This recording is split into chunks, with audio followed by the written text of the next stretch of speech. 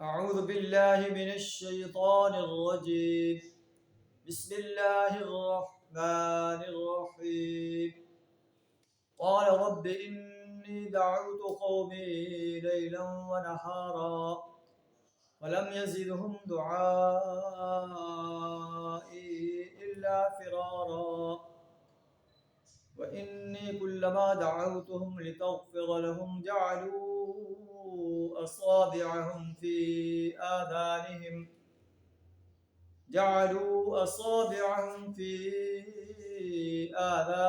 واستغشوا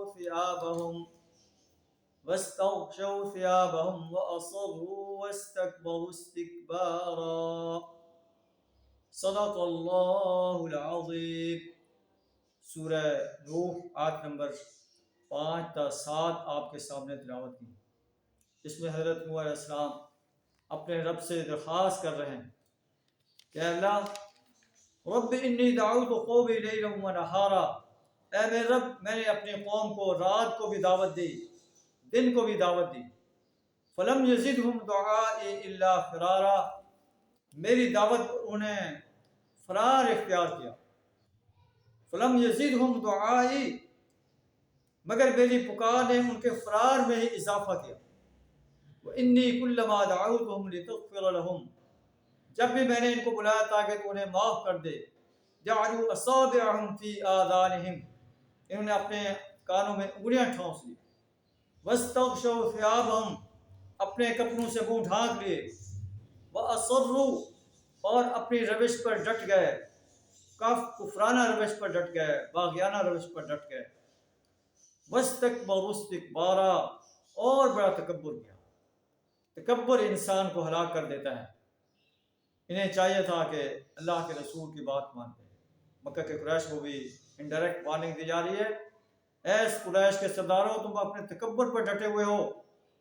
تم کہتے ہو کہ ہم نبی صلی اللہ علیہ وسلم کے مجلس میں کیسے بیٹھے ہیں، ان کے پاس تو غریب لوگ بیٹھے ہیں، غلام لوگ بیٹھے ہیں. انہیں بھی تکبر لے ڈوبا، اور ابو جہل کو، ابو لہب کو، اور ایسے بڑے بڑے سردار جو ہیں وہ اس دنیا سے نیست و نابود کر دیے گئے، جہنم کی آگ میں جھونک دیے گئے. ثم انی دعوتہم جہارا، پھر میں نے انہیں علانیہ جو ہے دعوت دی. ثم انی اعلنت لہم واسررت لہم اسرارا، علانیہ بھی انہیں دعوت دی اور جو ہے چپکے چپکے بھی انہیں دعوت دی. میں نے انہیں کہا استغفروا ربکم انہ کان غفارا، اللہ کے حضور استغفار کرو، اللہ بخشنے والا ہے. یرسل السماء علیکم مدرارا، تم پر آسمان سے بارشیں برسائے گا. وَيُمْدِدْكُمْ بِأَمْوَالٍ وَبَنِينَ، تمہیں مال اور اولاد عطا فرمائے گا. وَيَجْعَلْ لَكُمْ جَنَّاتٍ وَيَجْعَلْ لَكُمْ أَنْهَارًا، تمہیں جو ہے باغ پیدا عطا فرمائے گا اور تمہارے لیے نہریں جاری کر دے گا. مَا لَكُمْ لَا تَرْجُونَ لِلَّهِ وَقَارًا، تمہیں کیا ہو گیا کہ تم اللہ کے لیے کسی وقار کی توقع نہیں رکھتے. وَقَدْ خَلَقَكُمْ أَطْوَارًا، حالانکہ اس نے تمہیں طرح طرح سے بنایا ہے.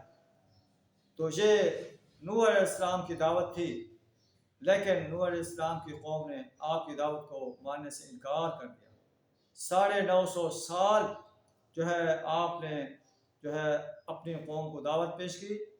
آخر کار پھر جب آپ ان سے مایوس ہو گئے تو پھر اللہ سے درخواست کرتے ہیں کہ اللہ میں نے انہیں دن رات پکارا ہے، آہستہ بھی پکارا ہے اور علانیہ بھی انہیں دعوت دی ہے، لیکن میری دعوت پر جو ہے انہوں نے لبیک کہنے کے بجائے ان کے فرار میں اضافہ ہوا. آئیے ہم بھی اپنے گریبان میں جھانکیں کہ ہم اللہ اور اس کے رسول صلی اللہ علیہ وسلم کی دعوت پر کس حد تک عمل پیرا ہیں. کیا ہم اللہ کی بندگی اور اطاعت کرتے ہیں؟